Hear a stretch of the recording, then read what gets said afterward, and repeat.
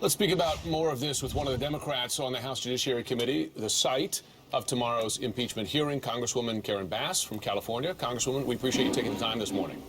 Thank you.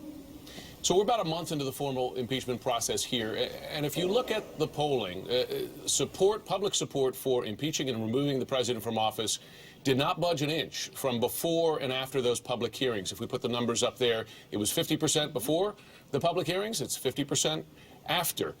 I just wonder, does this show us that Democrats failed to make the case convincingly to the American people? Oh, I don't think so at all, and we are still in the middle of the process.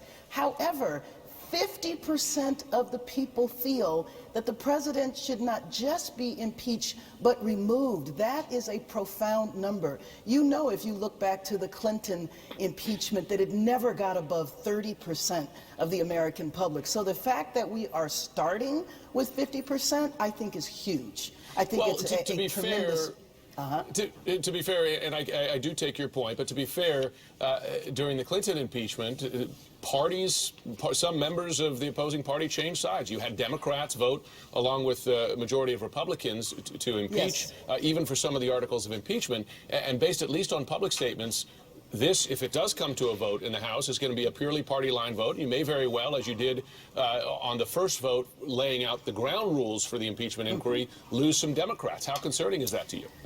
Well, I think that it would be most important that it is bipartisan. And if you look back to the Clinton impeachment, it was a handful, 4 or 5 Democrats that voted for it.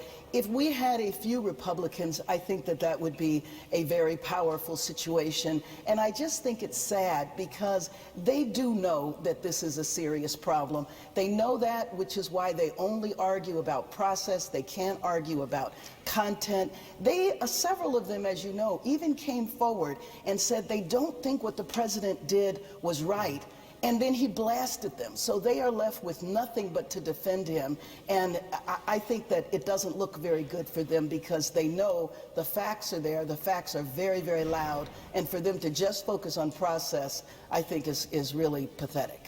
Given that that's the reality, though, and again, based on public statements, you're heading for a party line vote, would it make sense for Democrats to consider a step short of impeachment, perhaps a censure vote, where you could then get possibly, again, and I know this is no guarantee, but get some Republican votes on board? I think until the Republicans decide that they have the power amongst them to stand up to this president, I don't see why it would make a difference whether it was censure or impeachment. And that's one of the things, by the way, that is profoundly different. We have never had a president before that was abusive, that was a bully, that would threaten. And I just wish that my Republican colleagues would have more courage. You know, I recall a time in California when Republicans had to vote for taxes, and they knew if they voted for taxes that they would never be an elected official again. But we had a $40 billion deficit, and they voted anyway. I want to see my Republican colleagues have a backbone and say, is this seat that I hold so important that I would compromise the national security and I would compromise the next election? I think what's at stake here is so much more important than their individual elections. And then one final point. If all of them stood together, or even 20 or 30 of them stood together and voted the right way, voted the way they know is right, he can't defeat all of them.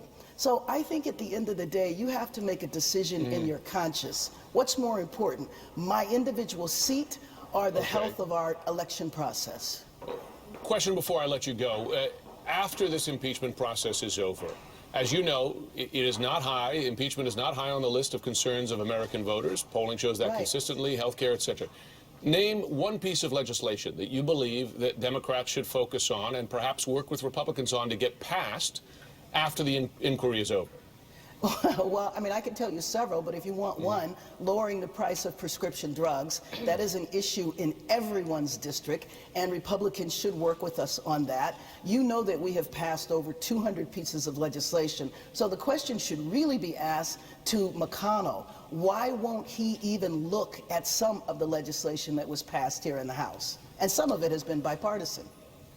Congresswoman Karen Bass, I should have noted you're also the chairwoman of the Congressional Black Caucus. Thanks for joining the program this morning.